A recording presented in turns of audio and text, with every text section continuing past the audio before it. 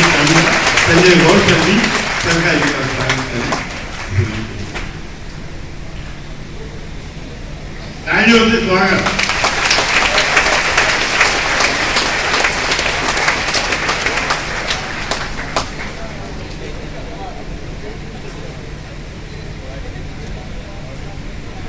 बहुत बहुत धन्यवाद। और प्रिंसिपल सर, तमाम टीचर्स, मैं आपके चरणों में नतमस्तक होकर के नमन करता हूँ, वंदन करता हूँ, प्रणाम करता हूँ। और ये भारत की ये युवा शक्ति बैठी है, आपका भी आभार और अभिनंदन और वंदन।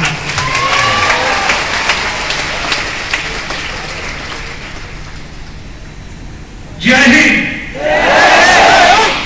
ये हिंदुस्तान के बेटे और बेटियों की आवाज नहीं हो सकती। जय हिंद, जय हिंद। बहुत बहुत धन्यवाद। क्योंकि यहां से नजदीक बॉर्डर कौन सा पड़ता है?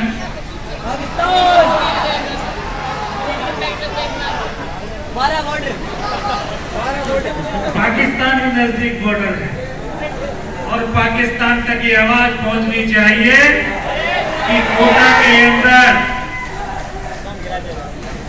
जो हिंदुस्तान की युवा शक्ति बैठ करके एक डॉक्टरी की पढ़ाई कर रही है, तो उनके उस हुनर के अंदर इतनी ताकत है कि वो राइफल की गोली से भी ज्यादा आवाज वहां तक पहुंचा सकते हैं।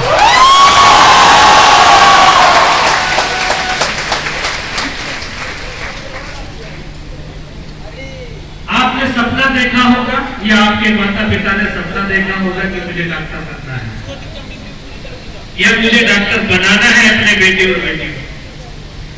लेकिन आपने कभी अपने आप से पूछा कि डॉक्टर क्यों बनना है? क्यों बनना है डॉक्टर? देश सेवा के लिए, पैसे कमाने के लिए।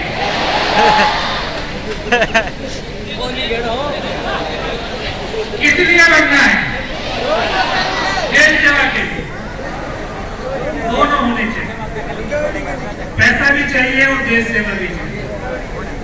अगर आपको -50 डिग्री टेम्परेचर में और 55 डिग्री रेगिस्तान के इलाके में जहां युद्ध चल रहा हो, वो घायल पड़े हो, वहां आपको भेजा जाए तो क्या डॉक्टरी करेंगे? सोचा है कभी मन में? क्योंकि डॉक्टर दूसरा भगवान होता है और उस डॉक्टर की बदौलत आज मैं आपके सामने भी खड़ा हूं।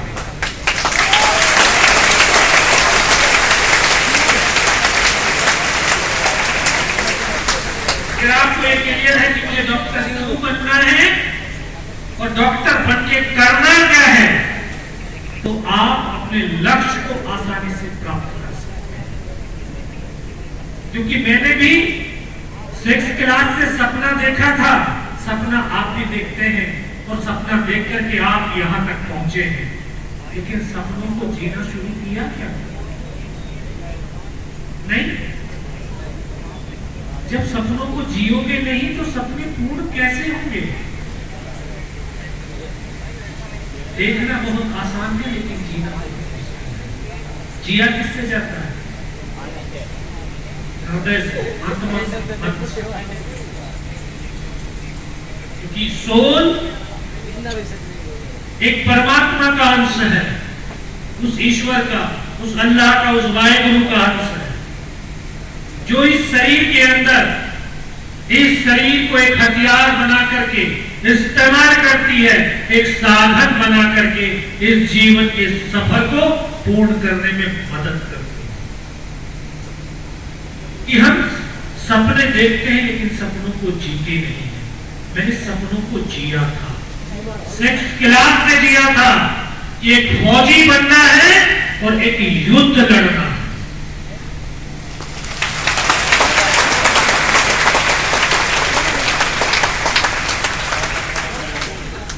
क्योंकि ये जो मन है ना, हमारा मन बड़ा चंचल है, बहुत जल्दी से ये आपको बहुत ऊपर पहुंचा देगा और थोड़ी देर के बाद में नीचे भी गिरा देगा। होता है कि नहीं? इस मन को अगर कंट्रोल करना है तो अपनी सांसों को कंट्रोल करना पड़ेगा। सांस कैसे कंट्रोल होगी? आप तो डॉक्टरी की पढ़ाई पढ़ रहे हैं, टीचर्स ने कभी टीचर से वार्तालाप हुआ, पूछा कभी आपने कि एक स्वस्थ मनुष्य 1 मिनट के अंदर कितनी बार सांस लेता है? 72। वो दिल धड़कता है, वो हार्ट बीट है, 72 बार दिल धड़कने की है। 15 से 17 बार 15 से 17 बार हम सांस लेते हैं, तभी तो एक मनुष्य की औसतन आयु 62 वर्ष निर्धारित की गई है। आपने कभी सोचा कुछ आज नया पढ़ने? कभी सोचा कि इस धरती पर सबसे लंबी उम्र वाला जीव कौन सा है? कछुआ। कितनी बार सांस लेता है 1 मिनट में? 4 बार। सिर्फ 3 बार। 3 बार सांस लेता है, 300 साल तक उसकी सांस लेना बंद करना पड़ी। तो अपने इस जीवन की आयु को बढ़ाने का सबसे उत्तम अगर तरीका है तो अपनी इन सांसों को कंट्रोल करना, ब्रीथिंग एक्सरसाइज के ऊपर ध्यान देना। कभी ये जो जब सांसें हमारी जितनी कंट्रोल होती जाती है, गहरी होती जाती है, छोटी होती जाती है, जब गहरी और छोटी होती है तो मन को एकाग्र करती है, और जब मन एकाग्र होता है तब आप जहां पर भी इस मन को लगाना चाहोगे, मन वहीं पर रहेगा। क्योंकि मन तो कहता है सुबह दौड़ने जाना है, सुबह एक्सरसाइज करना है, सुबह पढ़ना है, लेकिन जब सुबह होती है तो बारिश हुई, यार नहीं दौड़ेंगे, कल होगा। क्योंकि ये मन एक ऐसा है जो कठिन चीजें होती है ना, इसको कल पे डालता है, कल, और कल कभी आता ही नहीं। और जो आसान चीज होती है उसको कहता अभी कर, कहता है कि नहीं, खाना खाना है अभी खाओ, पानी पीना अभी पीना, दोस्त से बात करनी अभी करनी, पढ़ना है कल पढ़ना, याद करना है कल याद। तो हमें इस मन को अगर कंट्रोल करना है, मन कंट्रोल हो गया तो आपका चित्त आत्मा कंट्रोल में होगी और आपकी शक्ति उन सपनों को साकार करने में लग जाएगी जो आप अपने सपनों को देख रहे हैं। 6th क्लास में तो बच्चा था, 71 के बाद कोई युद्ध नहीं हुआ था, लेकिन सपनों को जी रहा था कि फौजी हूं और युद्ध लड़ रहा हूं, जबकि युद्ध के दूर दूर तक आसार नहीं। लेकिन जब वो ब्रह्मांड की शक्तियां आपके साथ निहित होकर के उसको पूर्ण करने में लगती हैं तो वो सपने जरूर साकार होते हैं। अभी 12th क्लास के छात्र हैं, मैं भी 12th क्लास का ही हूं। अभी आपके भी हाफ ईयरली एग्जाम नहीं हुए थे, मेरा भी नहीं हुआ है। उसी समय में फौज में भर्ती होकर के चला गया, मात्र 16 साल 5 महीने की अवस्था।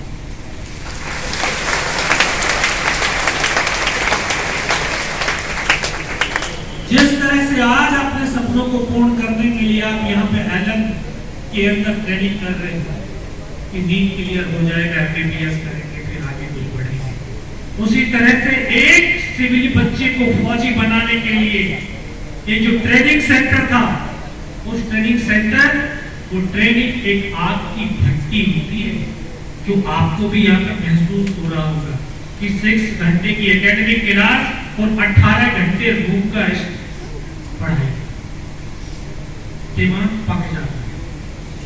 लेकिन जो पकता है थोड़ी तो मीठा होता है। फल पके हुए मीठे लगते हैं ना, कच्चा फल कभी मीठा नहीं होता।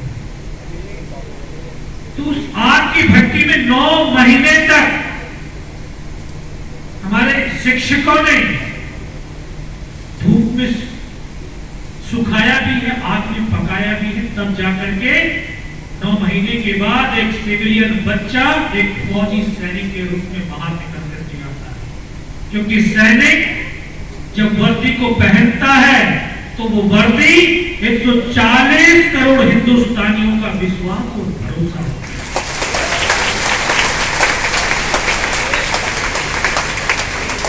वो वर्दी तिरंगे की आन बान और शान होती है।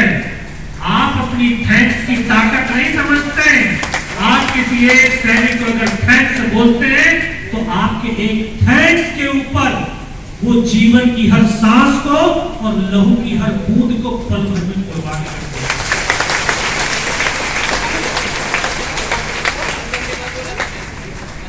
उसके बाद ट्रेनिंग हुई, ट्रेनिंग के बाद कश्मीर में पोस्टिंग हुई। आज मैं सोचता हूँ कश्मीर में क्यों मिला मुझे पोस्टिंग करना। इतना बड़ा देश है, चारों तरफ तो फौज रहती है, कहीं पर भी जा सकता है। लेकिन परमात्मा को आपके सपनों को साकार कर दिया। आप में कहीं कमी रह गई होगी, शायद मुझ में वो कमी रह गई होगी। उस कमी को दूर करने के लिए मुझे कश्मीर में पोस्टिंग किया। कश्मीर के अंदर 1990 से जो उग्रवादियों ने जिहाद की आग फैला रखी थी, मानवता को शर्मसार करने वाली वहां पर प्रतिक्रियाएं चल रही थी, फौज उनके साथ लड़ रही थी। तो उस युद्ध में मुझे शामिल किया। 1.5 साल तक युद्ध को लड़ता रहा। बहुत सारे उग्रवादियों को मारने का सौभाग्य भी मिला। धीरे धीरे समय व्यतीत होने लगा। आप जानते हैं अगर इस धरती पर और इस जीवन में सबसे मूल्यवान कोई चीज है तो वो क्या है? क्या है? समय। समय से मूल्यवान इस धरती पर कुछ भी नहीं है। चाणक्य ने कहा है अगर आज का 1 सेकंड का समय ये बीत गया तो कल पूरी दुनिया की तमाम दौलत से इस 1 सेकंड को खरीद नहीं सकते। तो समय कितना महत्वपूर्ण है। समय अपनी गति से निरंतर चलता रहा। वर्ष 98 आया, तब हिंदुस्तान और पाकिस्तान दोनों ने परमाणु परीक्षण किए। दोनों मुल्क परमाणु संपन्न राष्ट्र बन गए। उन्होंने अपने अपने क्षेत्र के अंदर एक सफलता का उच्चतम प्रतीक स्थापित कर लिया। तत्कालीन प्रधानमंत्री अटल बिहारी वाजपेयी वो जान चुके थे, समझ चुके थे कि दोनों ही मुल्क बारूद के ढेर पर आकर के खड़े हुए। उन्होंने शांति का पैगाम भेजा, क्योंकि ये सच है जहां शांति होगी वहीं उन्नति और विकास होगा, तरक्की होगी।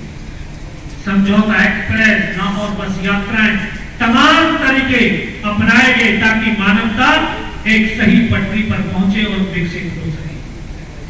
लेकिन पाकिस्तान का जनरल परवेज मुशर्रफ वो नहीं चाहता था कि दोनों मुल्क की आवाम के बीच शांति हो, दोनों मुल्क तरक्की करें। तो इसलिए उसने ऐसे क्षेत्रों का चुनाव किया जहां पर सर्दियों के समय -60 डिग्री टेम्परेचर होता है। कल्पना कीजिए कोटा का टेम्परेचर ज्यादा ज्यादा 5 डिग्री जाता होगा। -60 जीवन कैसे जिया जाता है। ऐसे दुर्गम क्षेत्रों पर एक समझौता हुआ कि सर्दियों के समय ऊपर पोस्टों पर कोई भी देश की सेना नहीं रहेगी, अपने अपने कैंप में। हमारी फौज एक अनुशासन प्रिय है, क्योंकि ये शांति का मुल्क है, ये मानवता के सम्मान का मुल्क है, ये ऋषियों का मुल्क है, ये संतों का मुल्क है। और हम बड़े सौभाग्यशाली हैं, बहुत बड़े सौभाग्यशाली हैं कि हमने इस भारत मां के गर्भ से जन्म लिया।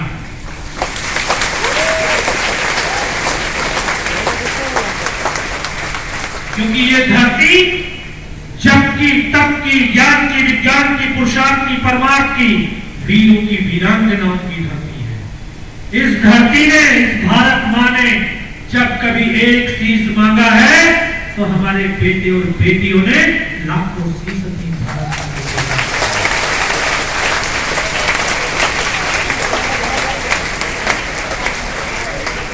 वो तेरे